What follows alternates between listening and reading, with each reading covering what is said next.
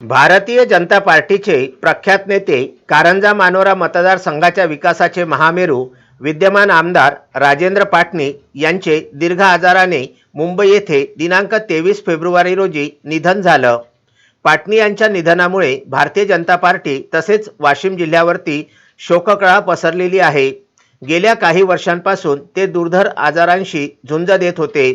वयाच्या 59व्या वर्षी त्यांची प्राणज्योत मालवली। पश्चिम विदर्भामधील प्रश्न सोडविण्यासाठी त्यांचा कायम पुढाकार असायचा। वाशिम जिल्ह्यातील कष्टकरी, शेतकरी, कामगार, विद्यार्थी, नोकर, सेवक या प्रत्येक घटकांसाठी काम करणारे वाशिम जिल्ह्याचे विकास पुरुष आज काळाच्या पडद्याआड गेलेले आहेत। दिनांक 23 फेब्रुवारी रोजी रात्री 10 वाजताच्या सुमारास त्यांचे पार्थिव कारंजा लाड येथे आणण्यात आले। शहरामधून त्यांची अंतिम यात्रा काढण्यात आली।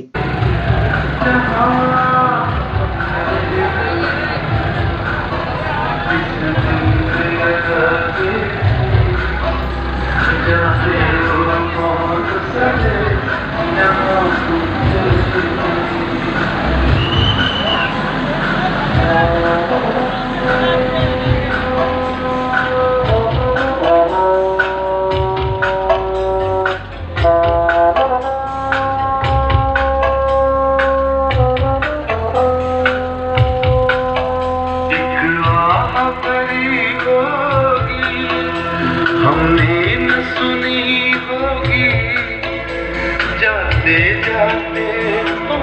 त्यानंतर दिनांक 24 फेब्रुवारी रोजी त्यांच्या राहत्या गावी वाशिम येथे त्यांच्यावरती शासकीय इतमामामध्ये अंतिम संस्कार करण्यात आला।